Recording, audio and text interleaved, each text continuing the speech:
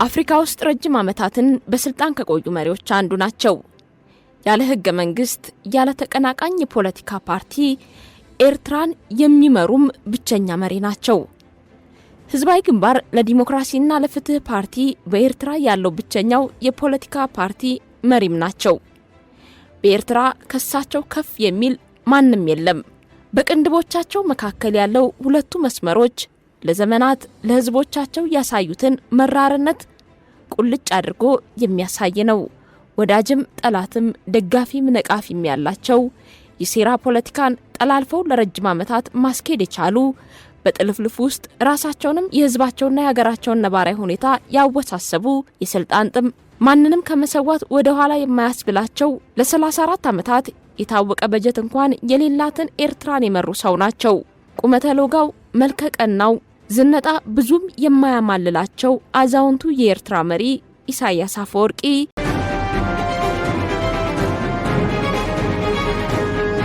ውልደታቸው 1936 ዓመተ ምህረት በአስመራ ከተማ አባሻውል በምትባል አካባቢ ይሁን እንጂ የጉርምስና እድሜያቸው መሰረት የተጣለው አዲስ አበባ ነው። የሁለተኛ ደረጃ ትምህርታቸውን በልዑል መኮንን ሁለተኛ ደረጃ ትምህርት ቤት ተከታትለዋል። በትምህርታቸውም የሚታሙ አልነበሩም። እንደውም ጥሩ ውጤት አምጥተው የቀድሞ ቀዳማዊ ኃይለ ሥላሴ ዩኒቨርሲቲ ኮሌጅ በአሁኑ በአዲስ አበባ ዩኒቨርሲቲ የኢንጂነሪንግ ትምህርት ክፍልን ተቀላቀሉ። በኤርትራ ነጻነት ስም ትምህርታቸውን እርግፍ አድርገው ትተው 1958 ዓመተ ምህረት የኤርትራ ነጻ አውጪ ግንባርን ለመቀላቀል ወደ ሱዳን ተጓዙ። የእኔ ብቻ ስሜት ነፍሳቸውን ሲቆጣጠረው የትግል ስልቱ አልተስማማኝም በሚል ምክንያት ከጥቂት ጓዶቻቸው ጋር በመሆን የራሳቸው ሚስጥራዊ ቡድን አቋቋሙ። ሴራን አንድ ብለው የትግል አጋሮቻቸውን በመክዳት የጀመሩት ኢሳያስ በኤርትራ ለሚያደርጉት ትግል የውትድርና ስልጠና ለመውሰድ ከጥቂት ጓዶቻቸው ጋር ወደ ቻይና ቀኑ። በቻይና የ2 ዓመት ቆይታቸው ስለተለያዩ ፖለቲካዊ ርዕዮተ ዓለሞችና የደፈጣ ውጊያ ስልቶች ስልጠና ወስደው 1960 ዓመተ ምህረት ከቻይና መልስ የኤርትራ ነጻ አውጪ ግንባር አመራር ሆነው የሚወዱት ቆጥ ላይ ወጥተው የአውራ ዶሮነቱን ስፍራ ተረከቡ። ብዙም ሳይቆይ ከ2 ዓመት በኋላ በግንባሩ ውስጥ ያለው አለመግባባት ተካሮ 3 ቦታ ተከፈለ። ከ10 ያልበለጡ አባላት የነበሩት የኢሳያስ አፈወርቂ ቡድን ወደ ደቡባዊ ምስራቅ ኤርትራ በመሄድ ትግሉን ጀመረ። በስልጣን ተስፋ የማይቆርጡት ኢሳያስ የራሳቸውን አንድ ሐሳብ ይዘው ብቅ አሉ። የብሔርና የሃይማኖት ልዩነቶችን በማጥበብ የተቀናጀ ትግል ስለማስኬድ የሚያትት ትግላችንና ግቡ የተሰኘ መመሪያም አዘጋጁ። የተበተነው ቡድን ብዙ ምክንያቶችን ፈትሾና መዝኖ የኤርትራ ከኢትዮጵያ ነጻ መውጣት ላይ ከሳቸው የተሻለ ነገር አወሳሳቢ በቀላሉ በችግርም የማይበገር ሰው እንደማይገኝ ስለገባው እሳቸውን የወታደራዊ ኮሚቴ ሊቀመንበር አድርጎ መረጠ። ከ2 ዓመታት በኋላ ማለትም 1969 ዓመተ ምህረት ደግሞ ኢሳያስ የግንባሩ ምክትል ዋና ጸሐፊ ሆነው የተመረጡ ሲሆን 1979 የግንባሩ ዋና ጸሐፊ ሆነው ሁሉንም የከፍተኛ ስልጣን እርከን ተቆጣጠሩ። ትግሉ ተጧጧፈ። እሳቸው ትግል ውስጥ የነበሩ ቢሆንም ዋና ተግባራቸው የፖለቲካውን ዘርፍ መምራት ሆነ። በእርግጥ ሁለቱንም በኩል ማስኬድ የሚችሉና በወቅቱ ዓለም አቀፍ ተጽዕኖ ጭምር መፍጠር የቻሉ ሰው ሆኑ። እድልና ትግል በአንድነት ፊቷን አዞረችላቸው። የዓለም አቀፍ የፖለቲካ መዘውሩን ወደ ትክክለኛ አቅጣጫ ማዞር ችለው ዓለምን አሳምነው በውስጥም በውጭም ጫና የበዛበትን የደርግ ስርዓት ገርስሰው ከጣሉት አማጺ ቡድኖች አንዱ ሆነው ኤርትራን ከኢትዮጵያ የመገንጠል ህልማቸውን እውን አደረጉ። የስልጣንን ጭራ ለመያዝ ለዓመታት የታገሉት ኢሳያስ በመጨረሻም ወጣትነታቸውን የልጅነት ህልማቸውን የሰውለት ስልጣን እጃቸው ገባ። ይኸው ዛሬም ድረስ ሞት ካልሆነ የሚያላቅቀኝ የለም ብለው እንደ አብዛኛው የአፍሪካ መሪዎች ሙጭጭ ካሉበት 3 አስርት ዓመታት ተጠናቀው ሽርፍራፊ 4 ዓመታት ተጨምረዋል። ወደ ቀደመው ታሪክ እንመለስ። የ1985ቱን ህዝበ ውሳኔ ተከትሎ ኢሳያስ አፈወርቂ የኤርትራ የመጀመሪያው ፕሬዝዳንትና የብሔራዊ ምክር ቤት ዋና ጸሐፊ ሆነው ተመረጡ። የዘመናት የትግል ዓላማቸው እውን ሆነ። ይህም የመንግስትን የሥራ አስፈጻሚና የፍትህ አካሉን በቁጥጥራቸው ስር እንዲያደርጉ አስቻላቸው። በአመቱ ኤርትራ እንድትመራበት ተብሎ ህገ መንግስት ቢጸድቅም ሰውየው በሚመዘዝ ህግ ምክንያት ሊሽመደመዱ እንደሆነ ሲገባቸው ህገ መንግስቱም ስራ ላይ እንዳይውል አደረጉ።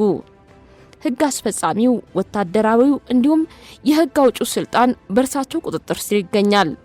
በሰብአዊ መብቶች ጥሰት ምርጫ እንዳይደረግ በመከልከል የመገናኛ ብዙሃን ነጻነትን በመጋፋት በሀገሪቱ ውስጥ ዴሞክራሲያዊ ለውጥ ባለማምጣት እየተባለ ብዙ ቢወቀሱም ፍንክች ያባቢለዋ ልጅ እሳቸውን ከስልጣን የሚነቀንቅ አንድም ተገዳዳሪ አልመጣም። ቢመጣም የማያዳግም እርምጃ በመውሰድ አይነኬ መሆናቸውን አስመስክረው ዘልቀዋል። ፕሬዝዳንት ኢሳያስ ሀገር አረጋግተው ለመግዛት ያሰቡትንና ያቀዱትን የኢኮኖሚ እድገት ለማረጋገጥ ከመደበኛው አካሄድ ይልቅ አሁንም በማይወዷት ሀብቷን ግን መበዝበዝ ከሚፈልጓት ኢትዮጵያ ላይ አይናቸውን ጣሉ።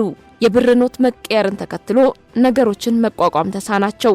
ምጽዋና አሰብን የመሳሰሉ የቀይ ባህር ቁልፍ ወደቦችን በጠንካራ ዲፕሎማሲያዊ ዘዴ በመጠቀም ጥቅም ላይ ከመዋል ይልቅ በውስጥም በውጭም እንደ ውሻ እየተናከሱ ጠላቶቻቸውን አበዙ። በኋላም ግልጽ ጦርነት ከኢትዮጵያ ጋር በድንበር ምክንያት ገጥመዋል። ከኢትዮጵያ ጋር ብቻ ሳይሆን የመን ድረስ ተሻግረው ተተናኩሰዋል።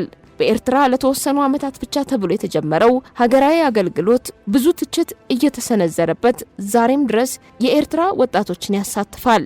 ዓላማው መሰረታዊ ውትድርና ስለ ሀገሪቱ ለሁሉም ማስተማር አድርጎ የተነሳ ነው ቢባልም ተግባራዊነቱ ላይ ግን እስካሁን መራር ተቃውሞ እየተነሳበት ይገኛል።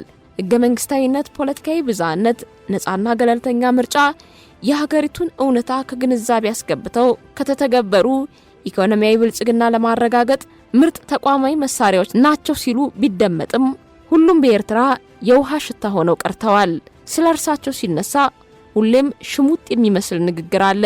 ስልጣን ይዞ ያለ መልቀቅ አባዜን በተመለከተ የአፍሪካ መሪዎች በስልጣን ላይ ረጅም ጊዜ በመቆየትና የአምልኮተ ስብዕና ግንባታ ላይ መጠመዳቸውን አበክረው የተቃወሙ ሰው ናቸው።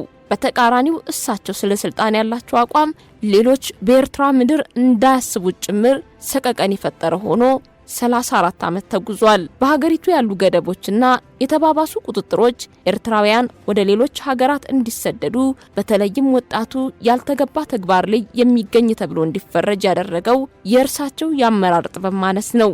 የሀገሪቱን ኢኮኖሚ ለማጠናከር ስትራቴጂ ቀርጸናል ብለው ቢያተቱም ትራንስፖርት፣ ኤሌክትሪክ ኃይል፣ ቴሌኮምና ጤና አገልግሎት መሰረተ ልማት ግንባታ መሰረታዊ ነገር መሆኑን በተገኘው አጋጣሚ ቢናገሩም ሀገሪቱ መሆን የሚገባት ደረጃ ላይ ሳያደርሷት አለችም የለችምም የምታስብል ሀገር ይዘው መጓዛቸውን ቀጥለዋል። የኤርትራ ሕዝብ ከሀገር ወጥቶ እንኳን ተርበድብዶ የሚገዛላቸው በስደት እየኖረ ተከትለውኝ ይሆን ብሎ ጥላውን እንዳያምን አድርገው መግዛት የቻሉት ፕሬዝዳንት ኢሳያስ አፈወርቄ ትዳር የመሰረቱት የትጥቅ ትግል ላይ ሳሉ ሲሆን የሶስት ልጆች አባት መሆናቸው ነገሩን ምጸት ያደርገዋል።